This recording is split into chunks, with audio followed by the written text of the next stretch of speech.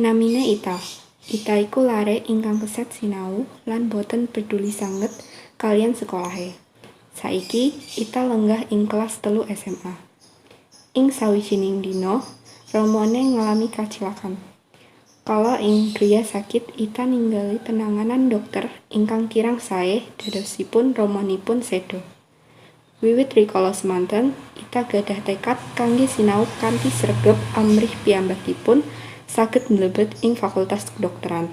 Nanging ibunipun boten kagungan arta ingkang cekap dadosipun gegayuhanipun Ita boten saged kawujud.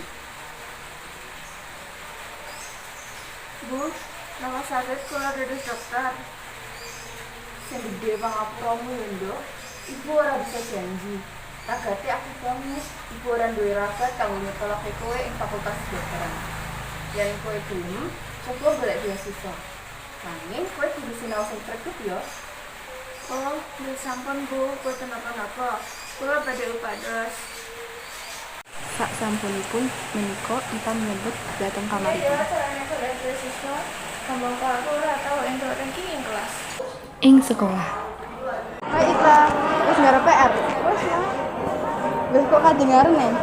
Iya dong, aku harus mulai cara uripku. Aduh, iki wis mlebu lho. Aku arep kenalan wis raune.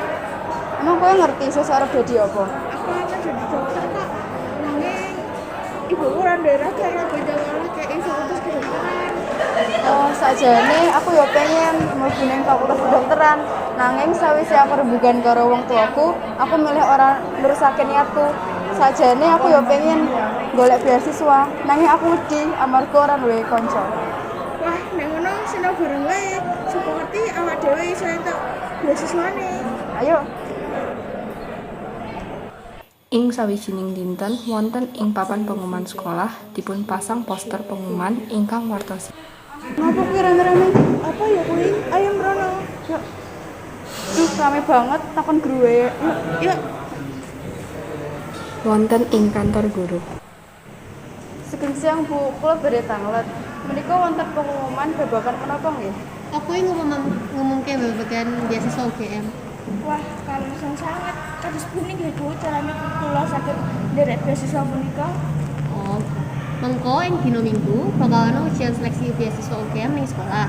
Kowe iso langsung daftar karo nggawa berkas-berkas sing dibutuhake. Oh, mekaten Bu, matur nuwun. Sabibaripun medal saking kantor guru. Sinau bareng rumahku ya. Ya wis, ayo. Wonten ing griyanipun Ita. Ayo lagi sik sinaune. Iki ibu lagi wae saka pasar tuku pangan. Dipangan sik ya. Ya Bu, matur nuwun.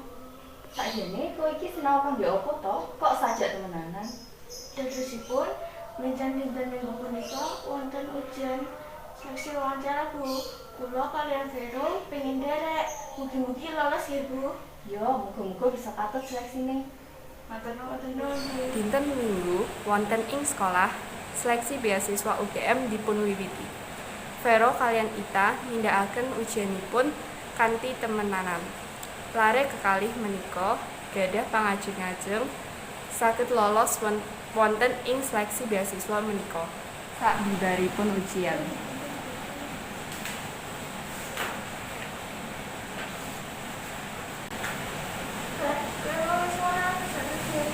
Syukur aku iso.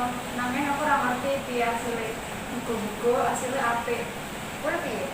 Aku mau ya bisa yakin. Muga-muga asile apik. Iya, amin. Wonten ing jam pelajaran sekolah. Pengumuman ditutupake kanggo kabeh siswa-siswi sing wis nderek seleksi beasiswa UGM. Ayo padha ngumpul ing aula. Matur nuwun. Kita ayo menyang aula, mapan ing papan pengumuman. Itu aku diplomat, sesuk aku ora lulus. Ayo optimis aja pesimis. Paling ora aku dhewe wis ning terus ayo. Wonten ing aula, sakkurisen delang ing papan pengumuman, Ita lan Vero ketemu kalian Bu Floren. Selamat ya Ita wis lulus seleksi. Wah, matur nuwun Bu. Terus semangat ya Vero jomblo pro. Matur nuwun Bu, kula bari tetep semangat sinoso derek kasil. Ibu, pungkasanipun kula lolos seleksi beasiswa. Kula saged ngasilaken ing jurusan kedokteran wonten UGM. Wah, selamat ya, Tak. Pungkasanipun perjuanganmu sakjane iki ora mesra. Tetep tetep sinau yo. Nggih Bu, kita badhe sregep sinau ngantos dados dokter ingkang hebat ing mati.